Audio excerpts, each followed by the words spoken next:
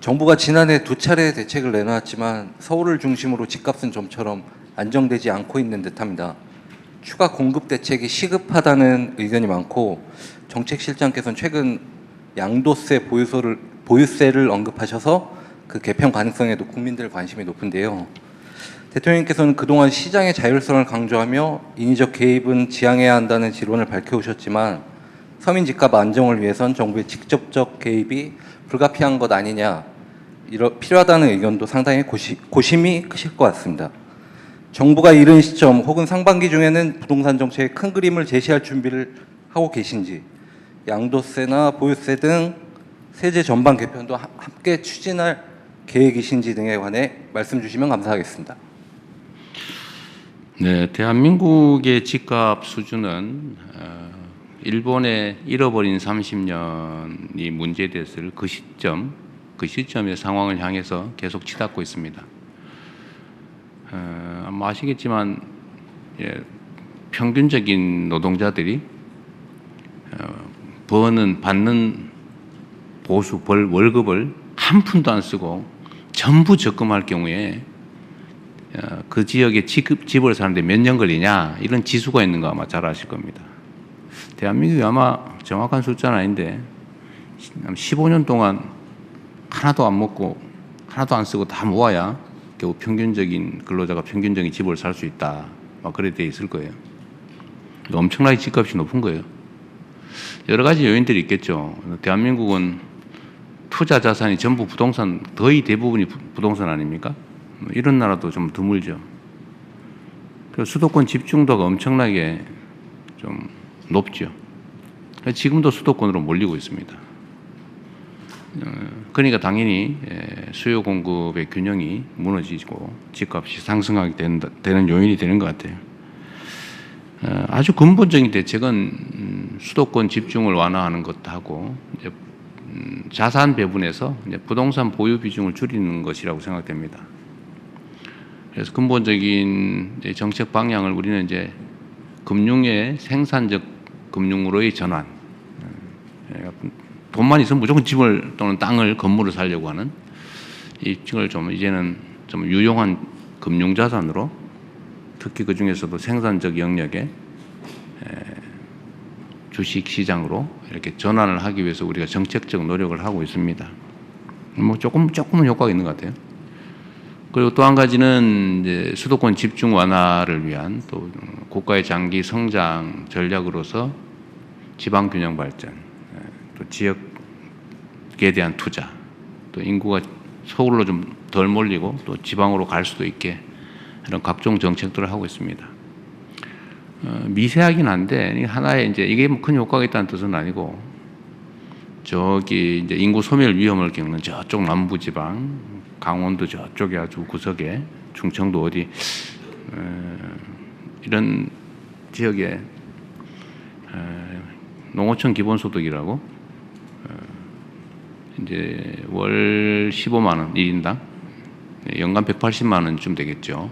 이제 이거를 지역화표로 지급해서 동네에서 좀 쓰게 이렇게 했더니 인구가 많이 늘어났다고 해요. 근데 이게 지금 2년만 한다고 하니까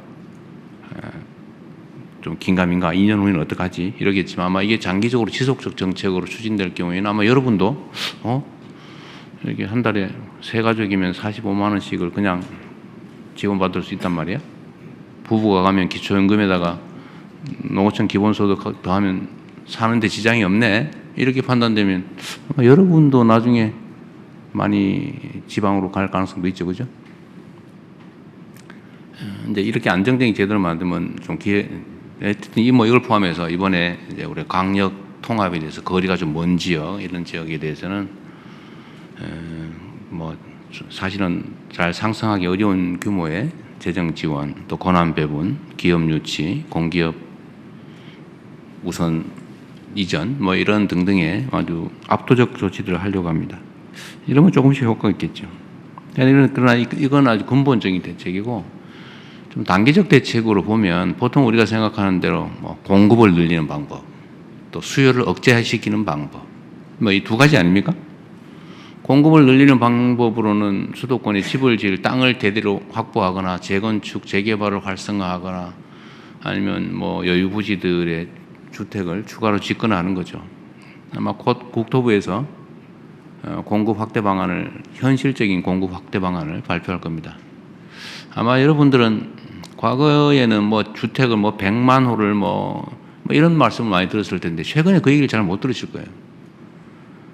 연간 수십만 호가 사라지기도 하고 또 새로 지어지기도 하고 그러죠. 많을 때는. 근데 우리는 이제 그런 추상적 수치보다는 아주 구체적이고 현실적인 수치를 제시하려고 하죠. 그것도 뭐 계획 수준이 아니라 인허가 착공 기준으로. 그래서 곧 공급을 늘리는 방안은 발표할 테니까 조금 기다려봐 주시고요. 두 번째로 이제 공급에는 신축 공급이 있고 이제 뭐 주택을 많이 가지고 있는 사람들이 내놓게 하는 공급책도 있죠. 뭐 그런 방법도 저희가 찾고 있습니다. 이제 수요를 억제시키는 거 말고 이제 저희가 공급을 늘리는 거 말고 수요를 억제시키는 것도 중요한 정책이죠. 근데 예를 들면 내가 이제 먹고 살만해져서 좀 더 넓은 집으로 가야 되겠네. 또는 내가 부모하고 같이 살다가 또는 동거를 누군가 뭐 하고 있다가 이제 독립해서 나 집을 하나 가져야 되겠네. 이런 정상적 수요는 우리가 적극적으로 보호해야 되겠는데 집을 사 모아 가지고 한 채 한 채 사 모아 가지고 집 부자 돼 봐야지. 이런 사람들이 있단 말이에요. 수백 채씩 가진 사람도 있고 그렇잖아요. 수십 채, 뭐 서너 채는 기본이고 이런 경우도 있어요. 이런 건 투기적 수요라고 하죠. 야, 앞으로 집값이 오를지 모르니까 집을 좀 미리 무리하더라도 사놔야 되겠네. 이런 투기적 수요도 있죠. 네, 이런 수요들은 그렇게 자본주의 시장 경제 질서라고는 하지만 그리 바람직하지는 않죠. 집은 필수 공공재에 가까운데 그렇게 투기적 수단으로 만드는 게 바람직하지 않다. 그렇게 하면 이제 규제를 해야 되겠죠. 그러지 못하게. 뭐 토지거래 허가제라든지 뭐 여러 가지 방법들이 지금 시행되고 있습니다. 또 앞으로 필요하면 얼마든지 또 추가할 수 있죠. 그 중에 가는 이제 세금 문제가 하나 있는데 지금 아마 제일 궁금한 건 이 세금 문제일 거예요. 세금은 할 거냐 안 할 거냐 이렇게 묻는다면 그건 할 수도 있고 안 할 수도 있죠. 가급적이면 세금이란 국가 재정을 확보하기 위한 수단인데 이런 규제 수단으로 전용하는 건 바람직하진 않아요. 가급적 자제하는 게 좋다. 그러나 반드시 필요한데 유효한 수단인데 필요한 상태가 됐는데 바람직하지 않다고 안 쓸 이유는 없죠. 가능하면 그런 상황이 안 오기를 바라죠. 그러나 저는 그런 생각은 합니다. 저는 이게 적절히 조정될 거라고 봐요.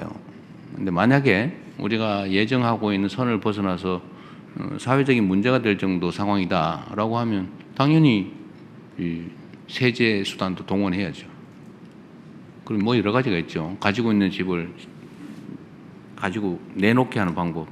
자기가 살지도 않으면서 투기용으로 또는 투자용으로 가지고 오랫동안 가지고 있다고 왜 세금 깎아줍니까?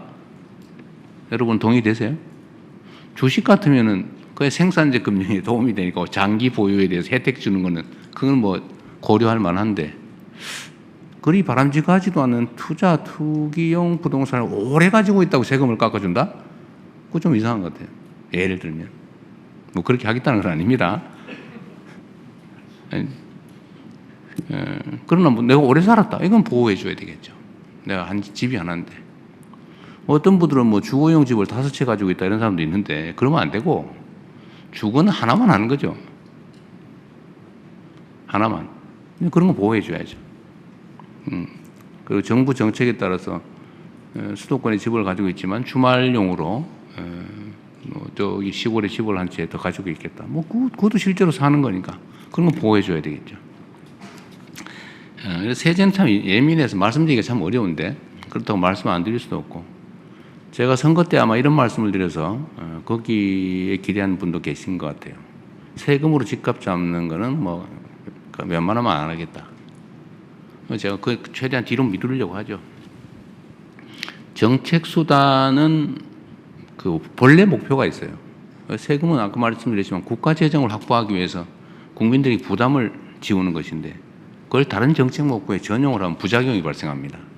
가급적 안 하는 게 바람직하다. 마지막 수단으로 하는 게 제일 좋지 않겠냐. 그리고 시중에 이런 얘기도 많이 있던데요. 그 보유세 자꾸 얘기하니까 그 보유세 하면 부담되고 정치적으로도 옳지 않고 우리 국민들한테 부당한 부담을 줄 수 있으니까 50억 넘는 데만 하자. 50억 보유세 뭐 이런 얘기도 여러분 들어보셨을 거예요. 제가 한다는 얘기는 아닙니다. 그런 소문이 있더라 라는 뜻입니다. 지금으로서는 뭐 세제를 통해서 부동산 정책을 하는 것은 깊이 고려하고 있지는 않습니다.